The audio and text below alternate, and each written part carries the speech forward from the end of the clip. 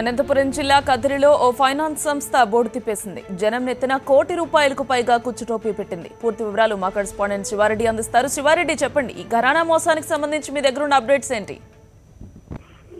గౌతమి, అనంతపురం జిల్లాలో seven hills finance సంస్థ board తిప్పేసిన వ్యవహారం తాజాగా వెలుగు చూసింది. ఎందుకంటే ఇప్పటికే బాధితులు పోలీసులకు ఫిర్యాదు చేశారు. ప్రధానంగా ఎంతైనా కావచ్చు, అమౌంట్ ఎంత చెల్లిస్తే అంత ఖచ్చితంగా 4-5 ఏళ్లలో మీకు రెట్టింపు స్థాయిలో అమౌంట్ ఇస్తామని సాధారణ గ్రామీణ ప్రజలను నమ్మబలికి గత 4 సంవత్సరాలుగా కదిరి, హిందూపురం, మడకశిర ప్రాంతాల్లో సెవెన్ హిల్స్ ఫైనాన్స్ సంస్థ పూర్తి స్థాయిలో కార్యకలాపాలు నిర్వహిస్తుంది. ఈ నేపథ్యంలోనే సుమారుగా ₹1 కోటికి పైగా వసూలు చేసింది. అయితే గడువు సమీపిస్తున్న డబ్బు తిరిగి ఇవ్వలేదన్న కారణం అనుమానం రావడంతో పూర్తి స్థాయిలో పోలీసులకు బాధితులతో ఫిర్యాదు చేశారు. ఇప్పటికే కదిరి పోలీసులు 3 ఏజెంట్లను అదుపు తీసుకుని విచారిస్తున్నారు. ప్రధానంగా కర్ణాటక రాష్ట్రంలోని కోలార్ జిల్లా కేంద్రంగా సెవెన్ హిల్స్ సంస్థ కార్యకలాపాలు నిర్వహిస్తుంది. దాని బ్రాంచ్ గా ఇక్కడ పనిచేస్తున్నట్లు అనుమానిస్తున్నారు. అందుకే కోలార్ కూడా ప్రత్యేక పోలీసు బృందం వెళ్ళింది.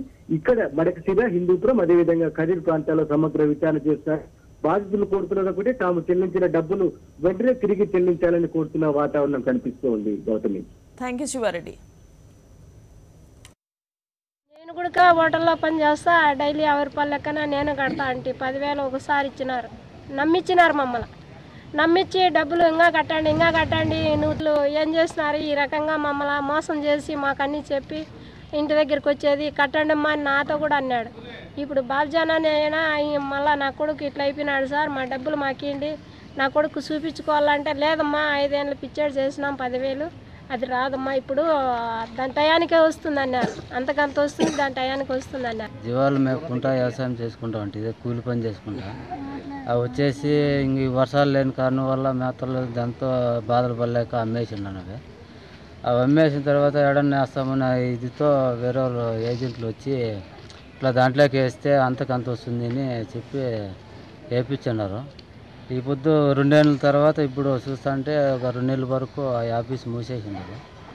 ఇప్పుడు అడుగుతాంటే దానికి రెస్పాన్స్ ఎవరు లేరు. దానికి కంప్లీట్ ఇచ్చి వాళ్ళు పట్టుకొని ఆ ఏజెంట్లు 2 దొరికినారు.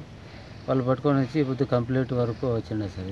దాదాపు 2 నెలల నుంచి ఆఫీస్ బంద్ చేసి ఉంటే ఈరోజు ఒక మేనేజరు, ఒక ఏజెంటు దొరికితే వాళ్ళని పట్టుకొని వచ్చి పోలీస్ స్టేషన్కి హ్యాండ్ ఓవర్ చేయడం జరిగిన తర్వాత వాళ్ళ ఎండీతో మాట్లాడితే వాళ్ళ ఎండీ ఏం చెప్తున్నాడంటే, మాకు సంబంధం లేదు, మేము స్థలం ద్వారా ఒక 45 ఎకరాలు 50 ఎకరాలు మేము రిజిస్టర్ చేసి ఆ కదిరి ప్రాంతానికి సరిపోయే డబ్బులు దాంట్లో ఇన్వెస్ట్ చేసాం కాబట్టి ఆ స్థలం వాళ్ళకి రాసి ఇచ్చాము. ఆ ఏజెంట్లకి, ఆ మేనేజర్కి పూర్తి స్థాయిలో వాళ్ళకే సంబంధం అని చెప్పేసి చెప్పడం జరిగింది.